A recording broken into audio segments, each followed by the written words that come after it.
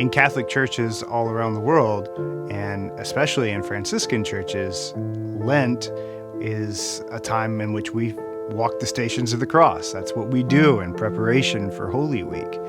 And maybe for some of us, it's just so ingrained in what we do for Lent, we never really sit back and think, well, what is this all about and where does it come from?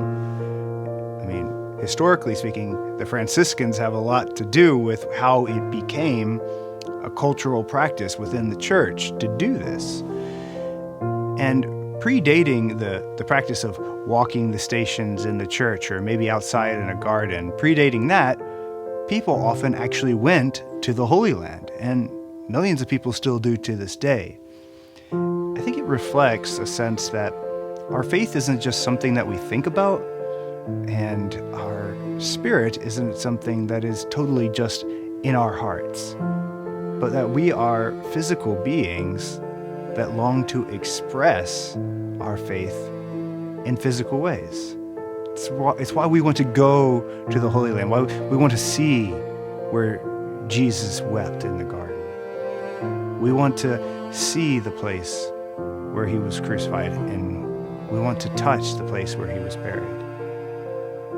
It's a part of who we are, that just as we may love a family member, we want to hug them, and we miss even talking on the phone doesn't quite cut it. We want them to be there, and even just looking at a picture sometimes can be a lot more impactful on us than just thinking about them. And so I think when we're in the Lenten season and we're recalling what Jesus has done for us, acting it out, walking those steps as a community, helps put us in the physical presence a little bit more deeply. And the story of what Jesus has done for us becomes a little bit more real, and we can almost see it. And so I think that's why the practice of the Stations of the Cross is so important throughout the generations.